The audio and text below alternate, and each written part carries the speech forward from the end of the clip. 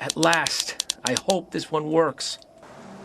I've been looking for this part to fix my motorcycle for a long time.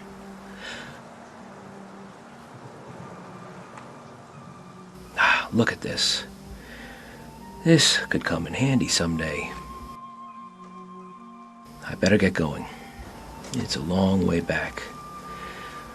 I could get hurt if I try to travel after dark, and I can't afford to let that happen. My name is Jean Ritar. Not that it means anything.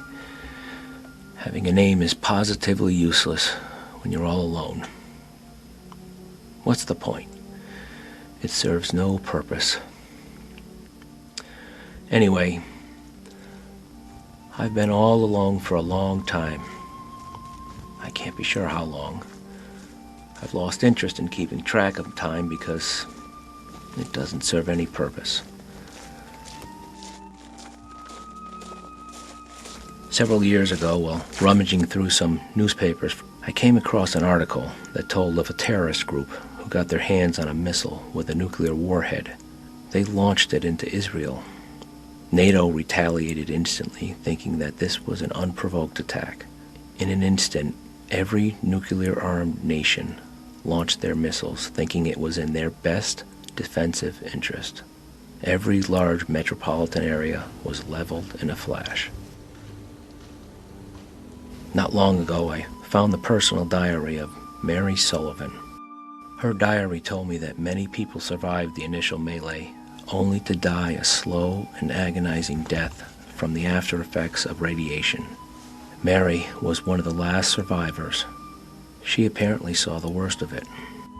I kept her diary as the only connection I have with another person. I have no idea how I was able to survive the nuclear disaster, and in fact, I have no recollection of any of those deadly events. The earliest memory I have is waking up on a beach one morning. Home at last. One of the first major decisions I had to make was where to live. I could have had my choice of any fantastic house I wanted, but that would have made no sense. I chose an industrial area because it gave me the best chance for survival. I always had projects to improve my lifestyle, and the raw materials are most readily available here. When I realized I could do anything I wanted, I collected all the gold and cash and jewels I could find. I am so rich. But it didn't take long to realize that it was a complete waste of time. Well, I hope this one will fix it. The more I think about it, the more sense it makes to move to another place. A change of scenery and possibly finding another person would be a good thing.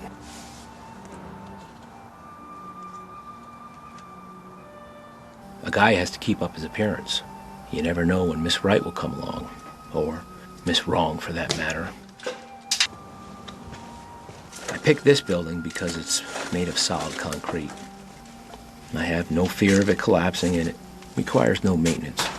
Also, because of its size and construction, I can have a fire inside for cooking and warmth, and I don't have to worry about getting killed. But sometimes I regret that. This is my living area. I call it the presidential suite. I eat, sleep, and read here. Reading and singing are my only forms of entertainment.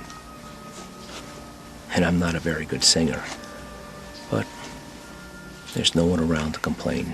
Got to be more to life than this. Can somebody tell me what it is? There has to be something that makes life worth living. There's got to be more to life than this. Each day's exactly like the last. I see my life slipping away.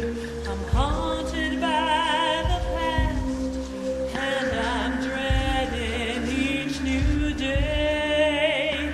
I feel like my life is just passing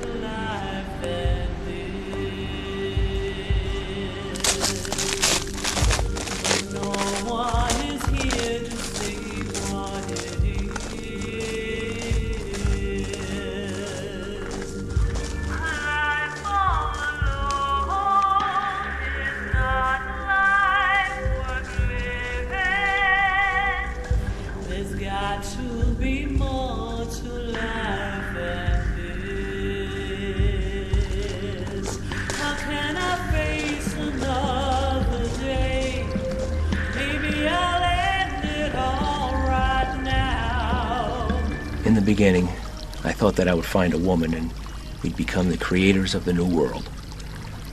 Future generations would remember Jean Retard as the father of civilization. Well, it's pretty obvious now that that may never happen.